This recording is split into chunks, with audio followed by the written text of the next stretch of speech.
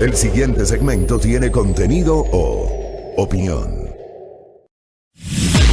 La entrevista en A Primera Hora. Analizamos los hechos del momento junto a sus protagonistas. Muy bien, 7 de la mañana con 7 minutos. Gracias por la gentileza de sintonizar este espacio de noticias. Salud con tertulio. Cafecito, buen día, por favor. Día. Sin piquete, solo cafecito para iniciar la semana. Y sin azúcar, para no engordar. No, yo una cucharadita nomás. Una cucharadita nomás. Usted sí cuida la línea con tertulio. Entremos en materia. Vamos a entrar en materia sobre un tema que a nosotros nos encanta y nos apasiona y sobre el cual queremos siempre seguir generando reflexiones y pensamientos cada vez más críticos de parte de la ciudadanía con tertulio. Claro que sí. A ver, yo recomiendo a la audiencia, si pueden, si es que no lo han leído, revisar un editorial, una columna de análisis publicada este fin de semana por El País. Diario El País de España. Se denomina Denuncias Anónimas, escrita por el articulista Javier Marías. Sin dar la cara, cualquiera puede atribuirle a otro una vileza, impunemente, pero hoy los estados, la prensa, la policía, alientan una sociedad de delatores. Es un artículo muy interesante. En la última parte, por ejemplo, el cierre. Basta de juicios populares precipitados y condenatorios, por favor. ¿Cuál es el papel de los medios? ¿Cuál es el papel de la opinión pública? En algo sobre lo cual, desde este espacio de noticias, al menos quien les habla y el contertulio ha coincidido y ha comulgado con esta visión, yo he señalado, aunque a algunos no les gusta, ¿no? He señalado públicamente, señores, que no es lo que sabes, sino lo que puedes probar. Y creo yo que en el caso de los medios hemos sido muy ligeros, desde el periodismo y desde los medios, muy ligeros, en procesar la coyuntura, el procesar la situación vigente, el no cumplir con presupuestos absolutamente lógicos, en el caso de la información, una serie de presupuestos consagrados en la Constitución y en la Ley de Comunicación, pero que además los periodistas aprendimos en las aulas universitarias. Y en el caso de la opinión, ejercer la libertad de expresión con absoluta responsabilidad ulterior. Creo que esos presupuestos no se cumplen en el Ecuador de hoy. ¿Qué piensa Hernán Reyes, académico, quien visita nuestra mesa de trabajo y quien infinitamente más que nosotros maneja, investiga y conoce estos temas? Doctor, bienvenido, qué gusto. Bienvenido, Fabricio, muchas gracias, Alexis. Un gusto estar por acá. Bueno, desde que el periodismo se puede llamar periodismo, se ha forjado la idea de que y efectivamente así lo fue en sus inicios, se constituyó en una voz, en una fuerza, en una voluntad para poder permitir que la ciudadanía, el pueblo, esté más informado o esté informado quizá de lo que está pasando a su alrededor y tenga la suficiente capacidad y tenga lo suficiente raciocinio para poder intervenir activamente en la política. Ese fue el origen de los medios de comunicación, de la llamada prensa ahora, que inicialmente era solamente prensa impresa, si es que vale la redundancia, y que posteriormente fue no solamente desarrollándose tecnológicamente, sino modificando su rol, su papel, su peso dentro de la sociedad. No solamente es un problema ecuatoriano el que acaban de mencionar ustedes, es un problema planetario, ¿no? A nivel mundial, pero es un problema a nivel mundial que tiene determinados espacios y escenarios donde la sinvergüencería, la parcialidad, la falta de oficio, el amiguismo, lo que yo alguna vez denominé y a algún periodista con el que manteníamos una amistad le disgustó, el populismo mediático hace escozor. Así es. Oiga, doctor, este artículo que cita el contertulio, que se llama Denuncias Anónimas, a propósito la gente va a decir, ya, es que estos están defendiendo al correísmo y van a hablar del cerco mediático y vamos a hablar del lawfare y no sé qué. Este artículo tiene su punto de partida en lo que ocurrió con Plácido Domingo en España, ¿no? Que es algo parecido a lo que le pasó a Morgan Freeman en los Estados Unidos, en donde una periodista de farándula que quiso dárselas de potencial candidata al Pulitzer, cogió y se inventó y forjó pruebas para acusarle a Morgan Freeman de también ser un acosador sexual, lo cual después no fue comprobado. Y en el caso de Plácido Domingo pasa exactamente lo mismo. Es decir, no solo estas lógicas, y usted bien lo decía, es lo que pasa en Ecuador, hoy se repite en otras latitudes del globo, no ocurre solamente con actores de la vida política. Ocurre con gente como estos dos que he citado, ¿no? Como Plácido y como Morgan Freeman. Por supuesto, cuando uno entiende, por ejemplo, desde teóricos del periodismo, pensemos en John Thompson, cuando uno entiende que el periodismo ha ido cada vez mutando más hacia ciertas narrativas que privilegian, por ejemplo, el tema de la espectacularización, armar un show, armar un espectáculo, o la escandalización, es decir, generar un escándalo allá donde no lo hay. Yo creo que estamos frente a estos casos que ustedes están comentando. Ahora la mejor noticia es aquella que puede causar más impacto. Y eso es una cosa gravísima porque el mayor impacto no implica necesariamente, y muchas veces es lo contrario, de una noticia bien armada, bien estructurada, una noticia en la cual se haya aplicado los principios del oficio periodístico.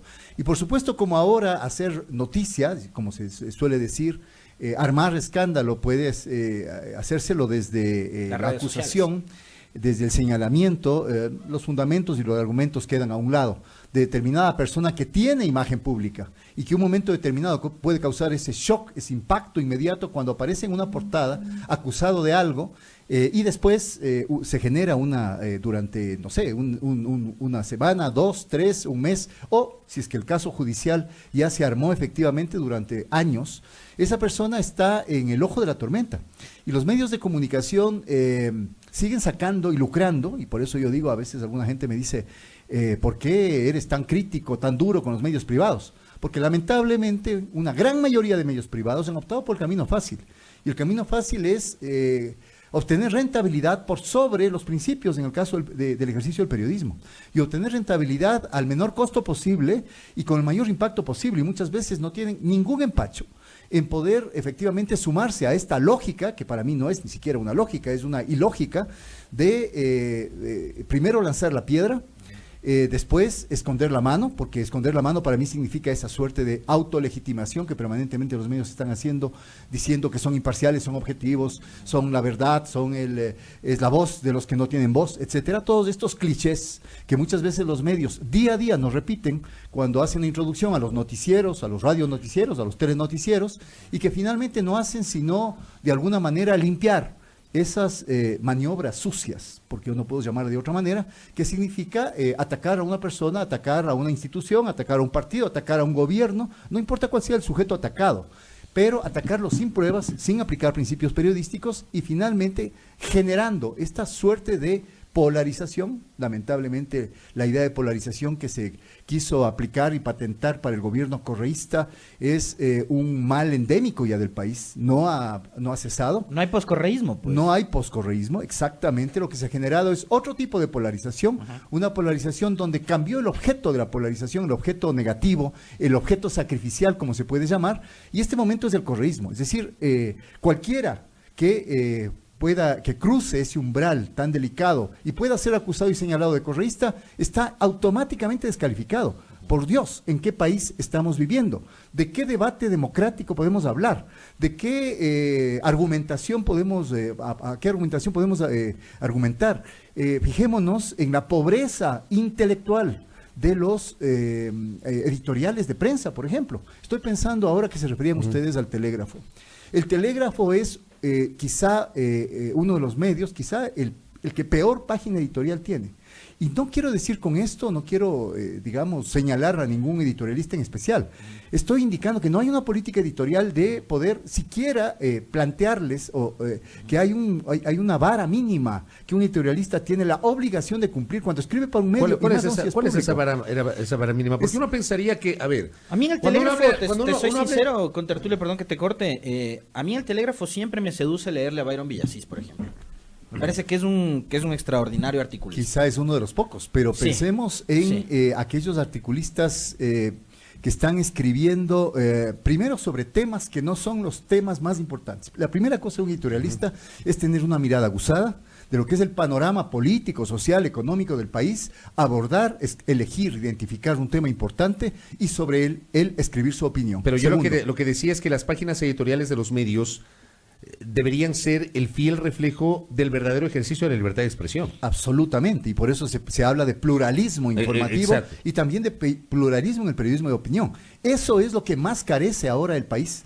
Y me refiero al segundo elemento. Una vez identificado un tema importante, quien escribe sobre ese tema debe tener la suficiente capacidad, debe ser suficientemente competente para poder argumentar sobre ese tema desde una mirada que recoja las distintas visiones que hay y plantee la suya propia, pero con fundamento. Si es que alguien que funge de editorialista no hace aquello, se convierte ya sea en propagandeador de alguien, ya sea en adulador de alguien, que es lo que más veo, o ya sea en alguien que escribe casi automáticamente También le va a decir una que antes en cuartilla el diaria. telégrafo pasaba lo mismo. Perdónenme, yo quisiera que comparen, y por eso lamentablemente los medios de comunicación no van a ser el espacio adecuado para que la gente haga esas comparaciones, serán otros lugares, serán espacios de debate público, será el aula en las universidades, serán, si es que hay espacios de crítica mediática. Yo quisiera que comparen lo que era el telégrafo el año 2008, el año 2009, el año 2010, yo el año 2009 salí del telégrafo por una desaveniencia, salimos 23 editorialistas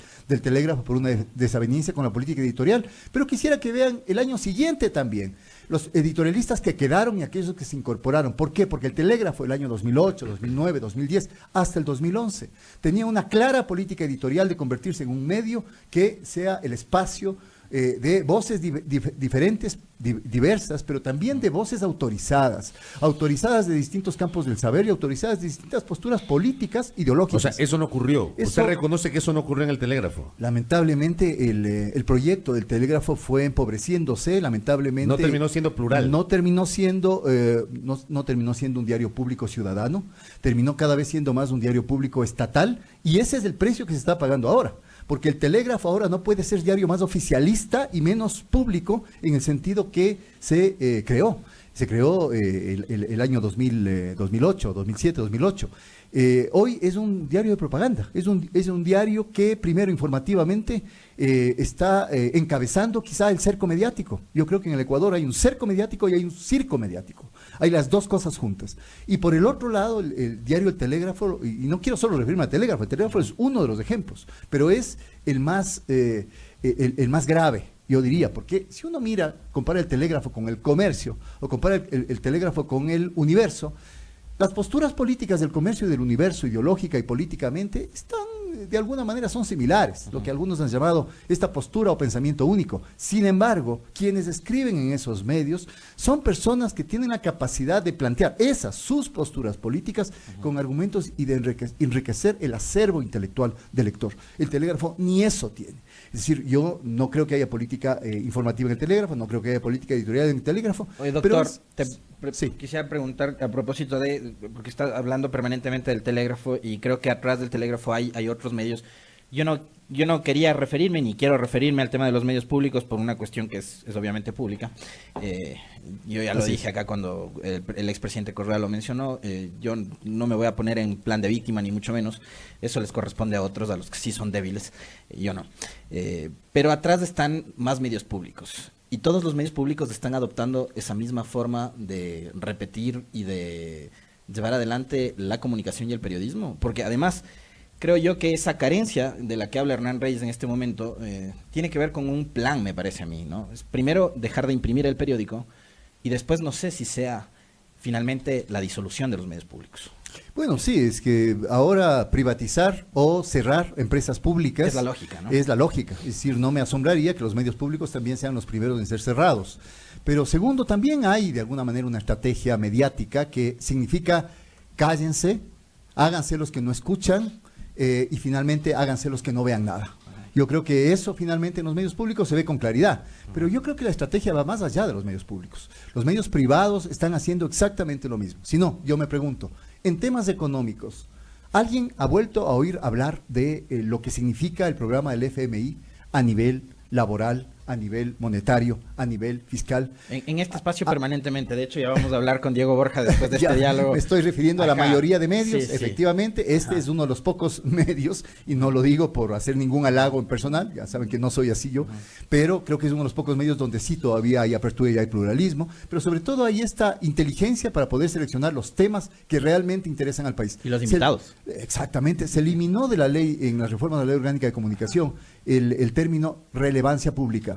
Ya no es una noticia, no tiene que ser de relevancia pública. Pero es que era muy subjetivo ese término también, doctor. Perdónenme, relevancia pública es aquello que los periodistas están obligados a hacer entre ellos en la sala de redacción día a día.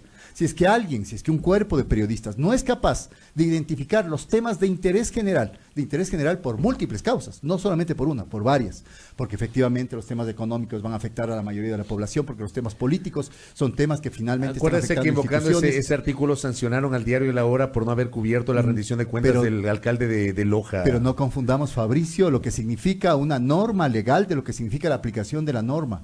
Y con esto lo que estoy diciendo es lo que ya he dicho otras veces, tantas otras veces en este mismo medio. Lamentablemente quien estuvo a la cabeza de la Supercom, yo creo que es el que más tierra echó para enterrar a la Supercom. Porque finalmente actuó de una manera parcializada, de una manera, yo iba a decir poco inteligente, de una manera torpe, que finalmente lo que hizo fue hacer que mucha gente diga, no es necesaria ninguna regulación, ningún control, y ni siquiera es necesario hacer monitoreo desde este tipo de principios.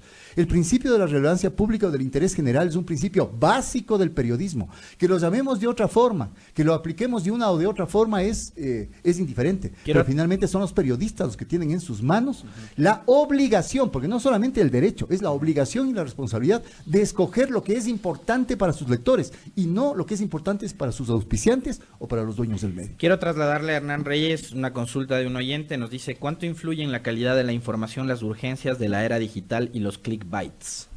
Bueno, ese es uno de los grandes problemas y de las grandes tormentas que enfrenta el periodismo contemporáneo. El periodismo contemporáneo no puede estar al margen de las nuevas tecnologías de información y comunicación. Y estas nuevas tecnologías lo que han hecho fundamentalmente son abrir dos campos nuevos que el periodismo tradicional no tenía. Uno, la posibilidad de una llegada y de una producción inclusive personalizada de la noticia y de la información, que el medio disponía como privilegio de ser él el único vocero de lo que significaba aquello que estaba pasando. Ahora no, ahora las redes sociales permiten que cualquier persona informe y se informe como quiera de fuentes, más allá de que éstas sean fidedignas o no, de lo que está pasando. Y segunda cosa, el tema de la instantaneidad, el tema de la velocidad de la información. Es tan rápido ahora, es tan vertiginoso el proceso de asumir datos, de adquirir información, de receptar información por parte de las redes sociales o de los medios digitales, que por supuesto esa periodicidad diaria que tenía la prensa, porque cada periódico salía, cada 24 horas salían los periódicos, y los noticieros de televisión al menos eran cada 4 horas, era un noticiero en la mañana, un noticiero a mediodía, un noticiero en la noche, y esa era la lógica de periodicidad que tenían. Ahora no, ahora en redes sociales hay una especie de tiempo eterno en el cual la gente todo el tiempo pretende o cree que está informada y pretende que está informando a los otros.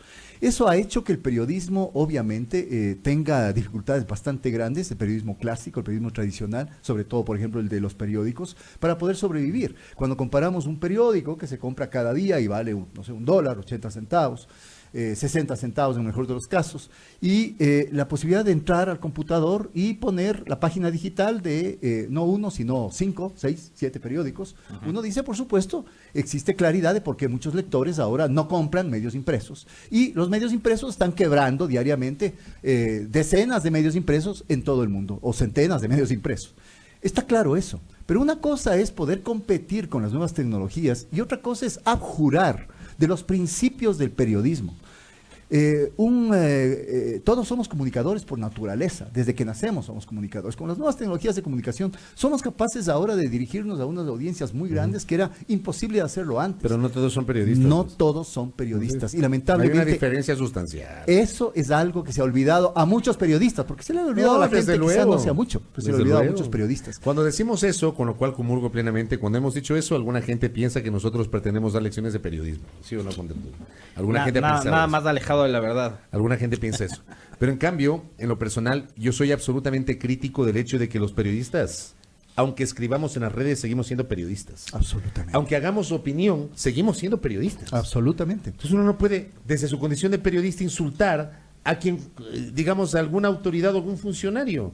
Así es. O sea, sinceramente, se han perdido las formas, se han perdido los papeles. Y esto lo he dicho públicamente hace rato. Es que muchos periodistas han abjurado su profesión, aunque no lo digan, aunque lo nieguen. Y creo que ese es un acto de cobardía. Hay gente que hace... Hay muchos periodistas que son activistas. Eso le iba a decir. Yo veo, por ejemplo, Hay mucho páginas activismo. de lo que algunos han llamado noticias de filtración.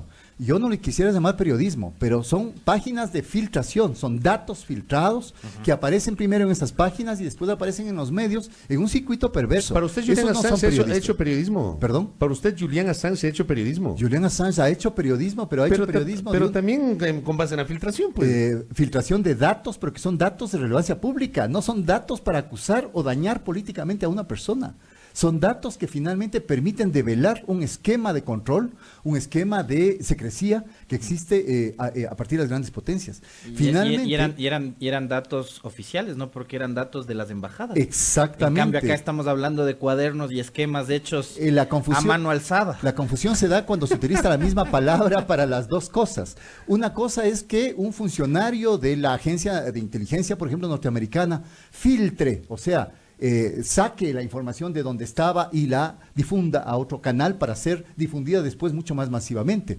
Y otra cosa es que un pseudo periodista tenga un portal donde él reciba, seleccione, identifique, porque esto le han dicho inclusive funcionarios políticos, información que a él le compete, a él y a sus auspiciantes, porque él tiene auspiciantes políticos. Basta ver de candidato de qué partido fue, candidato a qué fue, basta revisar y googlear nomás, poner el nombre de él y ver a quién estuvo ligado. Hay otro periodista que alguna vez fungió, alguien que fungió alguna vez de periodista en medios importantes en el país, que ahora tiene un espacio virtual, un espacio digital de entrevistas.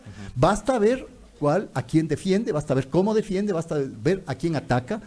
Hay que revisar las redes sociales de los periodistas, hay que revisar los tweets, hay que revisar el Facebook, porque ahí es donde efectivamente se develan y donde se muestran menos como periodistas y más como políticos, Hay que más como revisar activistas. también las agendas. Le pregunto al doctor Hernán Reyes, ¿por qué? Porque, digo, uno como medio de comunicación y como periodista, puedo tener mi visión, puedo tener mi forma de pensar, obviamente totalmente subjetiva, no imparcial, que es obvio que vamos a tener siempre un sesgo, pero por lo menos puedo mostrarme algo plural, ¿no? Es decir, tener una multiplicidad de opciones y de visiones de la economía, de la política, de la ideología, de lo social, de la despenalización del aborto, del matrimonio igualitario. Pero si permanentemente yo armo paneles aquí en estos 4 micrófonos con gente que piensa siempre igual, ¿qué debate le estoy ofreciendo a la sociedad? No, ya estoy mostrándome como relacionista público, nada más. Ahora llámenle de otra manera, pero es relacionismo público puro y duro. Lamentablemente esto se da, como yo dije al inicio, en otros lados.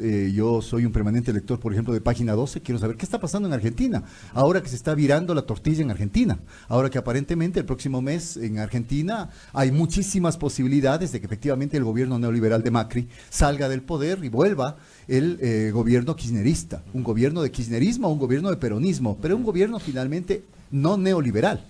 En Argentina se ha dado un proceso de lavada de cara. Un proceso impresionante, ¿no? Que me da una vergüenza medios ajena que eran impresionante. cachiporreras de Macri hasta antes de las PASO, ahora están tomando una postura más mesurada, más neutral, más autocrítica. Exactamente, están saliendo a hacer un mea culpa ante cámaras de televisión, ante micrófonos, etcétera, etcétera, por si acaso. Esos oportunistas, esa gente que tiene un oportunismo marcado, es la gente que efectivamente quiere mantener primero su puesto de trabajo en un medio privado, y es la gente que de alguna manera quiere suavizar esa relación de permanente ataque, de hostilidad, de violencia, de acusaciones infundadas que ha tenido con determinados gobiernos. Es de esa gente también habrá en Ecuador. Yo estoy seguro que en un tiempo acá, y dependiendo de los vaivenes de la política, porque lamentablemente es así la cosa y es imprevisible el panorama político que se viene, les alcancé a escuchar a ustedes las previsiones que de alguna manera se pueden hacer de lo que sería el proceso electoral que se avecina, y efectivamente, más allá de que se ha disminuido el número de partidos nacionales, digamos grandes, hay muchos partidos que en los últimos tiempos tenían, de alguna manera iban robando, iban teniendo un nivel, un un espacio del electorado que ahora ya están fuera. Pero yo creo que efectivamente van a seguir habiendo, primero, pocas alianzas, pocos frentes grandes. Los partidos grandes, cada uno se cree con la posibilidad de llegar a la presidencia solo, todavía existe esa idea, a excepción de un candidato de la derecha que yo creo que está armando frentes muy inteligentemente y de manera silenciosa por todo el país, frentes que incluyen desde el movimiento indígena hasta los empresarios que son sus aliados naturales. Habla de Pero Nebot. ¿Perdón? Nebot, ¿no? Jaime Nebot, creo que la estrategia de Jaime Nebot es una estrategia muy inteligente. Se reunió con Curicama y Chimborazo. Los otros lamentablemente están encerrados en su propio egotismo. Yo creo que el propio candidato Lasso está encerrado en su propio egotismo. Creo que inclusive el propio correísmo no alcanza a ver que no puede encerrarse en sí mismo, que a pesar de haber sido el objeto sacrificial en estos 2 años, el objeto de ataque y de haber sentido efectivamente ese ataque, no puede encerrarse en sí mismo, no puede seguir utilizando de manera tan ligera palabras como traidores, los que no, yo creo que está absolutamente, así se está convirtiendo simplemente en algo del pasado y no en algo del presente de cara al futuro. No creo que está mirando la política más allá del liderazgo y creo que está haciéndole flaco favor a aquellos que finalmente hemos dicho que no se trata de populismo, sino se trata de gobiernos que finalmente son gobiernos no neoliberales, que tienen en su cabeza más la redistribución y no el crecimiento de la riqueza para las élites. Desde ese punto de vista, creo que estos medios de comunicación ecuatorianos que están sirviendo precisamente a las 2 propuestas, al menos las 2 propuestas de derecha, habrán más propuestas de derecha, se nota. porque las propuestas de izquierda disfrazada, por ejemplo, que aparecerán el año 2021 son peligrosas para este electorado ecuatoriano tan desinformado. Puede este ser Ayala Mora, ecuatoriano. por ejemplo, ¿no? Uno de los que se... Hay muchos se nombres menciona. de quienes dicen que son de izquierda, que van a querer ocupar ese espacio vacío aparentemente, que no Pero lo esa ocupa. izquierda puede nuevamente, y esto le pregunto más que como académico vinculado a los ámbitos de la comunicación como analista político, le pregunto a Hernán Reyes, esa izquierda que se alió en las elecciones presidenciales de 2017 con Creo y con Lasso, la Unidad Popular, el MPD, el Pachacuti, ¿esa izquierda puede venir otra vez a venderse como izquierda o ya la gente tiene que ser mucho más reflexiva? Yo decía hace un momento a propósito del discurso de Lasso, ahora que todo el mundo se sorprende de que el hombre está en contra de la despenalización del aborto, del matrimonio igualitario y tal, o sea, gente que votó por él nunca conoció a su candidato y vienen a sorprenderse hoy 2 años después de que el hombre piensa así. Es que seguro se van a vender de izquierda, Alexis, pero van a seguir actuando como de derecha. Acabo de escuchar ahora que Unidad Popular está con Renovación Nacional, está con Partido Sociedad Patriótica y está con el Partido Adelante Ecuador Adelante, haciendo la recolección de firmas para eliminar el Consejo de Participación Ciudadana. Y eso después lo pretenderán borrar en su programa político diciendo que es un partido de izquierda. Y así otros partidos de izquierda o de izquierda histórica que ahora están tomados por gente oportunista o dirigentes históricos de la izquierda que desde hace muchos años lo que están es acercándose y siendo convidados de la mesa del poder, de distintos poderes además, se venderán como de izquierda. El problema no está en ellos. El problema está en quienes votan por ellos. El problema está en la capacidad y en la conciencia que pueda tener el electorado ecuatoriano de que ellos no son de izquierda, por más que en el programa de izquierda haya toda la retórica revolucionarista que se quiera.